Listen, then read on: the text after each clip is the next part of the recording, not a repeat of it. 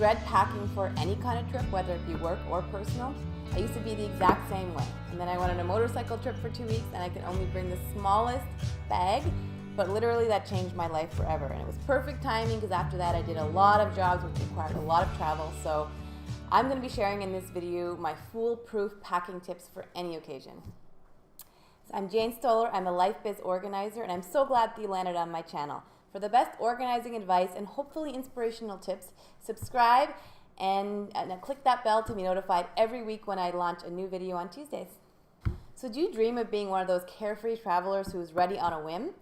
By the end of this video, you'll have my foolproof method to help you pack efficiently and not lose any time before, during, or after your trip.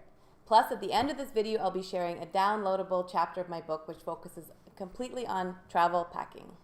So my number one tip is planning. Even if you don't know when you're traveling yet, I'd say you can already start planning. Some people think I'm crazy because it's why start planning before you even know where or when you're going.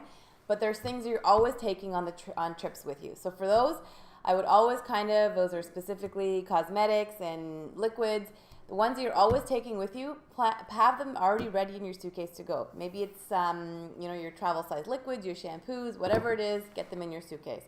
Perhaps you also always bring a specific workout outfit or pajamas or a shawl. Whatever you bring with you on every single trip, have that already packed in your suitcase. The next part of planning is as soon as you know you're going to be going on a trip, this is especially for more leisure trips, but the week before I would block maybe 20 minutes in your calendar for vacation planning, or you can label it packing planning, whatever it may be, but actually do it.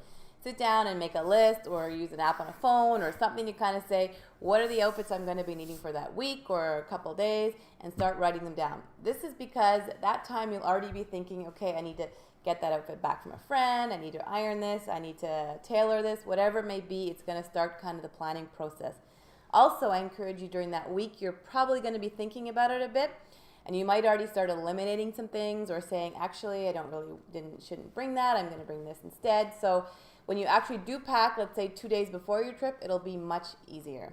For work trips, they're usually pretty streamlined and you're probably wearing the same outfits you're wearing to work every day, so it doesn't need to be a week before. But if you have 2 days before to pack, before you know you're going, probably a good idea to do that. Okay, my second tip is a carry-on. Yep, have a good quality carry-on. So these days, carry-ons come in a variety of different colors and sizes and shapes and textures. So the brand and style and suitcase of your carry-on is entirely a matter of individual preference, but my recommendation is to invest in a really good quality carry-on, because I mostly always carry a carry-on suitcase when I can, because I'm really too nervous to rely on the airlines to make them arrive on time. Plus it saves me so much time when I get there. Even after I get home from a trip, there's less laundry to do, less unpacking.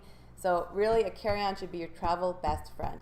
One big tip though is always be sure to check with the airline before you travel. This is especially if you're going with a lot of European lower budget carriers. They often restrict the size of your carry-ons, and they'll be really strict with that, and they'll make you check it if it doesn't meet their not only weight but also length and height requirements. So make sure you check those online first. And most carry-ons are only supposed to be about 22 pounds, and if you're going to be speaking to anybody that you're checking in during the travel process, could be weighed, so I'd always keep that in mind as well, because then if you're overweight, they might make you check it, but again, you lose time. In the title of this video, I mentioned that I'm also going to talk about my must-have essentials. I have 4 of them. They're really not that exciting. They're not trendy, and they're not beauty products, but they're really 4 staples. So I'll get right into it. The first one is a travel wallet. My travel wallet includes all the things I bring with me on trips: my passport, my insurance documents, my frequent flyer cards. Anything that I travel with stays in my travel wallet, and I bring that on trips. Second, I already mentioned it in the first step, but it's a fully packed toiletry bag with travel-sized liquids. I always have that packed and ready to go if something needs to be replaced. I do that after a trip that I've just come back from. Third is a good quality carry-on, like I mentioned, so important. And my fourth must-have travel essential is an oversized shawl, scarf, square, pashmina, something to keep me warm during travel. I can use it as a jacket, I can use it as a an outfit.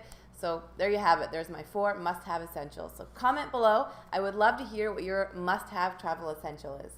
So now you have some of my key packing tips, and I hope it will make your trips even more enjoyable and more efficient.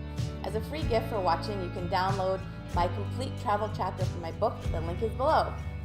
Next week, I'm going to be sharing some of my key strategies to keep the organizing momentum going and help you stay organized. So if you like this video, please let me know by liking it below, subscribe, and share it with your friends, and comment if in any way it helped you. Thanks, and see you next time.